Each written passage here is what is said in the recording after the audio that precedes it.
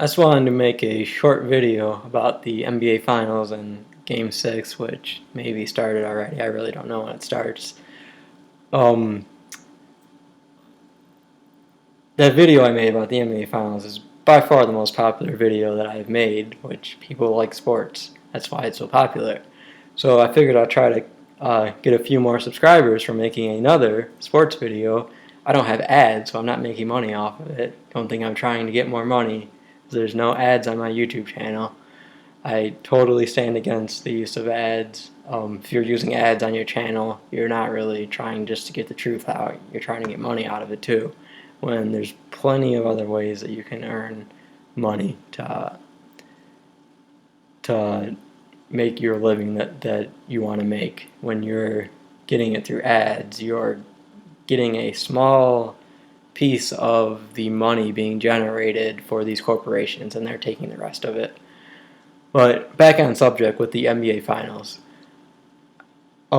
This is mostly for the people that still doubt that they're rigged. When the Cavs were down 3-1, they go into Game 5, and who gets suspended but Draymond Green?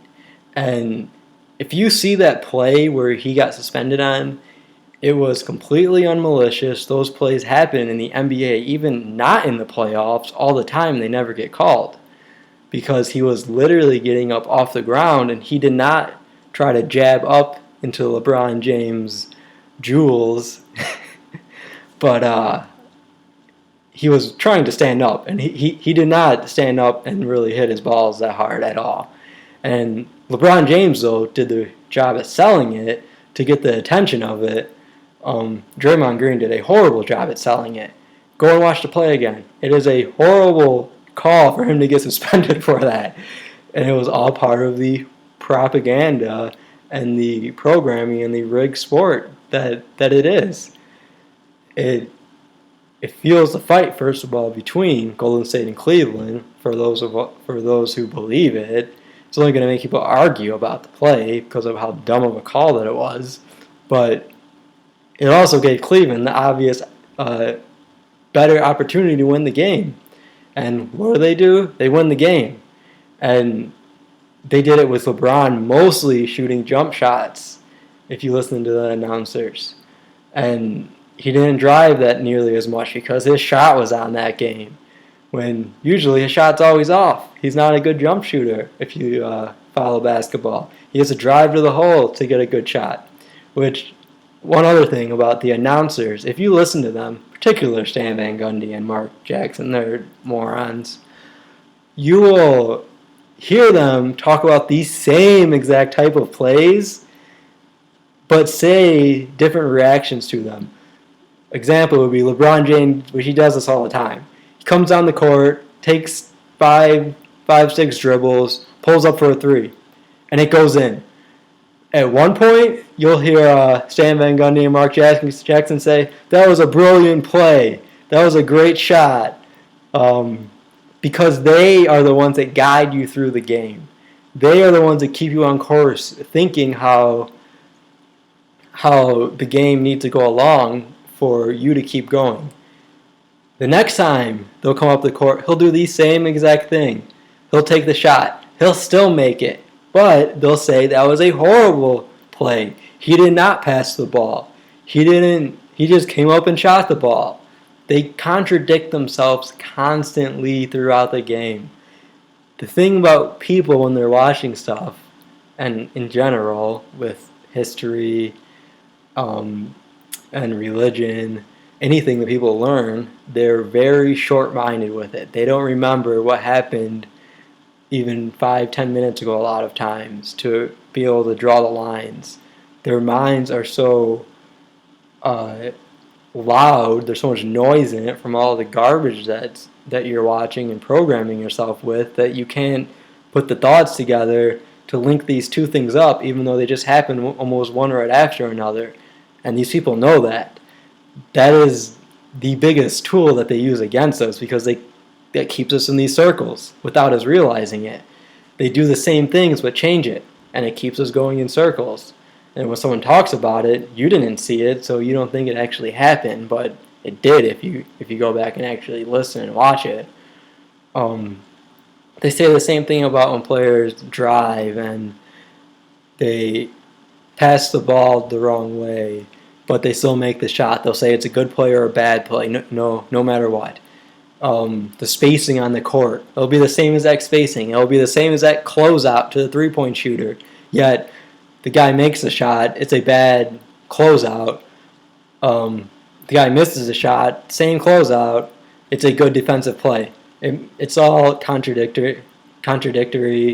They constantly do it if you actually pay attention to them, because it's all about keeping you in the flow of the game, keep you involved with what's going on, and it make you think how they want you to think about the game, because that's how they keep you from realizing how rigged it actually is. And the other thing is, people are constantly watching the ball when they're watching basketball. You're missing the plays going on the court, which they call them plays for a reason. Just like a Broadway show, it's a play. The play on the court is the same thing. It's a rehearsed play that they are putting on for you to watch. And everyone knows they're rehearsed, even they do them in practice. They have practice for Broadway shows, they have practice for basketball. Except we don't think they're actually practicing to know exactly what play is going. We think they're practicing just to be able to do that play and whenever they need to do it. When it's really, this whole entire thing is set out with how they're doing it, and they're doing the plays exactly how they need to. And during these plays, we watch the ball too much. So we miss everything, all the cuts, all the setup that is going on to actually get that play to happen. And if you pay attention, they leave wide open lanes constantly. They allow players to go right by them. They set it up in ways that when you're watching the ball, it looks like it's actually a good game going on. But when you watch the whole entire court, you see all the holes everywhere and all of the just miscues that shouldn't be going on in the basketball court. This is why one of the things that was in the media a lot after the Michael Jordan era and stuff is the NBA just looks like they're not even trying. It's because they're not. It's not that they're not trying. It's that they're trying in a different way. They're trying to perform the play they need to perform, not what they need to do to actually win the game. That's not the point of this. The point of it is to steal your energy, your money, your time, and not to put a good performance on for you, because that's bullshit. Every performance that you go and see is bullshit. It's all just to take your energy, time, and money, which is all comes back to just energy. The other thing that people miss on the court is the injuries that go on at the perfect times, like Andrew Bogut getting injured at the end of the third quarter, which I would like to know the exact time that he got injured at.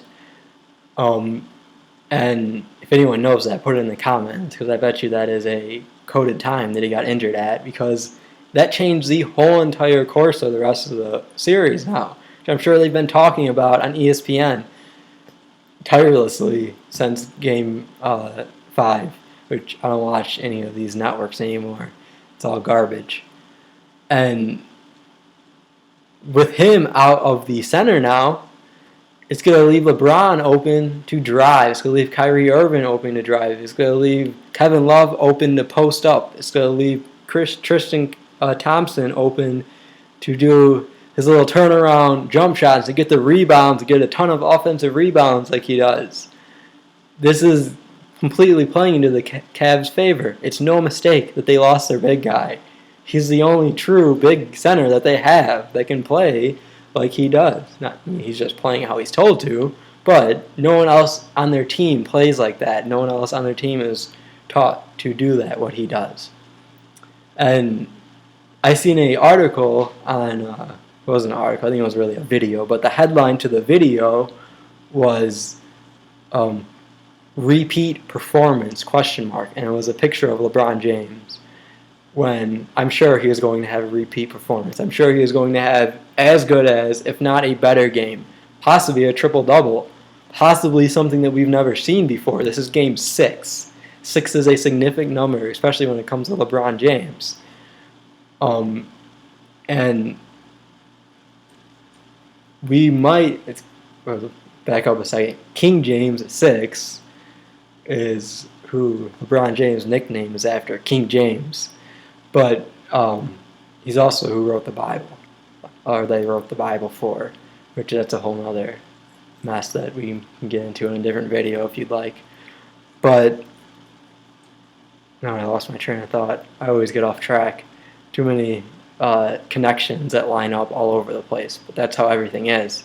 You talk about one thing and another connection comes up that you never noticed before, and you just start thinking about it. But Game 6 is significant. So you can definitely, this might be his best game of the series in Game 6. And he might do something that we've never seen before in these NBA Finals, which if they win them, they're going to. But I can see it happening in Game 6 as well, or the collective team doing something that hasn't happened in Game 6 with Andrew Bogut out. Just like Kyrie Irving and LeBron James both had 41-point games last game, and they're the only two teammates to ever score over 40 points in a, I don't know if it was in a finals game or a playoff game, but it was one of the two. Which 41 is a number that has been heavily coded in the news and in the NBA as well, which that's why a lot of the people who study Gematria thought the series was actually going to end at 4-1 with Golden State, because 41 has been coded a lot.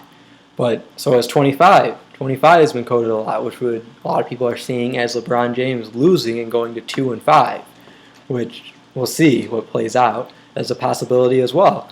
So whatever the Freemasons decided to happen, there's all kinds of numbers. We just don't completely understand what's going on. That's why we need as many people as possible to be looking at it so we can get as many ideas and thoughts into it as possible, original thoughts and ideas, and we can actually come up with their scheme that they're using. So you have to remember, we don't know what's going to happen. We're on the outside looking at them, and when you're on the outside, you can only guess with the information that you have in front of you of what's going to happen, which is exactly what I'm doing here right now. I'm not saying Cleveland's going to win. I don't know that they are by any chance. But by what I am looking at with my observations and my information, that's what I think. Someone else can look at the same exact things that I look at and come up with the other idea because they have different perspective that they are using. And as long as they look at the whole perspective and then come back to how they look at it, they're going to come up with their own idea. You can't stay with a limited perspective to when you're looking at the information. You have to look at all of it, then come back to your perspective, which how you believe the world works, how you think that it's going to work out, which we all have our own perspective with how we look directly, how we process this information. It's just that we don't open up past that ever. That's the problem. We have to open up past it to understand and then come back and really process the information then in our own perspective. Then when we put that out, that's how we help people. That's how we can get a true understanding of what's really going on. The more people that are doing that, the more information we have out there from people that are putting out organic information, the better idea we have. What else do I want to say about the NBA Finals? Oh, the other thing is called the playoffs. It is the teams that are the best at doing the plays, the playoffs. They're playing off of us with the plays that they are doing in front of us. Without us, this would not exist. They would not be doing this if it wasn't for us putting our immense amount of energy into it.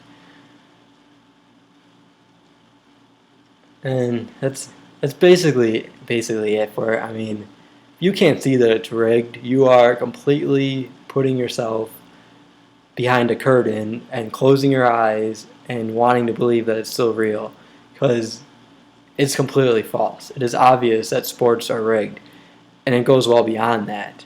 And it's 100% provable with Gematria, which is the coding of our English language and other languages into numbers.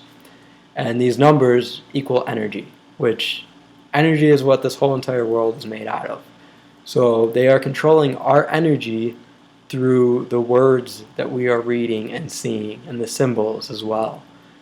And when they control our energy, they control the world. When we control our energy, we control the world. You just have to decide to control your own energy and not let someone else do it. Which, that's what all this entertainment is about. It's about controlling your energy. Which I'll be making a separate video about that, about the entertainment industry and how none of it ever helps us at all. It's all to control our energy and to keep this machine going. But it's made to look like it's for us, to entertain us, to keep us doing something that we feel enjoyment out of. But we're just taught to get that enjoyment. In any type of entertainment, we were taught to have it at some point in time, which I'll get more into with that video. That's basically it, though. If you have any comments or questions about it, leave them down below. Don't say anything stupid, even though I know I'm going to get a bunch of stupid comments. How this can't be true, this ain't real. But those are obviously people that didn't watch this video. There's also another channel in my description, Zachary K. Hubbard. He has tons of videos on rig sports, media, and history, all using the same numbers because we're all going in the same circles in all these different areas. And he has even predicted some of the sporting events. The last Super Bowl, he predicted the Broncos were going to win well before it happened. You can go and watch his videos to see all this. It completely proves that this is real. And it even goes farther than just with decoding the numbers in Gematria. It's the actual dates and stuff that this stuff happens on. Or it happens on specific dates at specific times. Stuff that's literally in front of your face. That you can see without even decoding the words. But when you decode the words, they equal these same numbers that they're using in the dates and times. That's it, though. Have a good night, guys.